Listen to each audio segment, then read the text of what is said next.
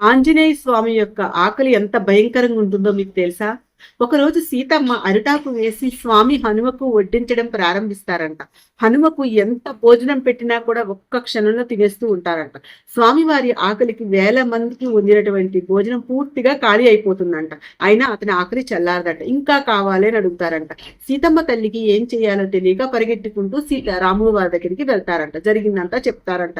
శ్రీరాముడు చిరునవ్వు నవ్వి, సీత, హనుమ ఎవరో తెలుసా? అతడు స్వయంగా ఆ పరమశివుని అవతారము. నా చేతుల్లో ఏమీ లేదు. హనుమ ఆకలిని ఎలా తృప్తిపరుస్తావో అదంతా నీకే వదిలేస్తున్నాను అని అంటారంట. అప్పుడు సీతమ్మ తల్లి హనుమ దగ్గరికి వెళ్ళి స్వామి వెనుకన నిల్చొని మనస్సులో, పరమేశ్వర, నీవు ఎవరో నేను తెలుసుకున్నాను.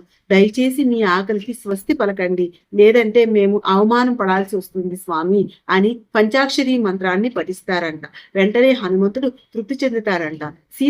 సీతమ్మ హనుమ వైపు చూసి, ఏమి నాయనా ఇంకా అన్నం పెట్టాలా అని అడిగితే, అప్పుడు హనుమవారు, చాలు తల్లి, నా కడుపు నిండిపోయింది అని చెప్తారంట. భోజనంకి ధన్యవాదాలని చెప్పి అక్కడి నుంచి వెళ్ళిపోతారంట.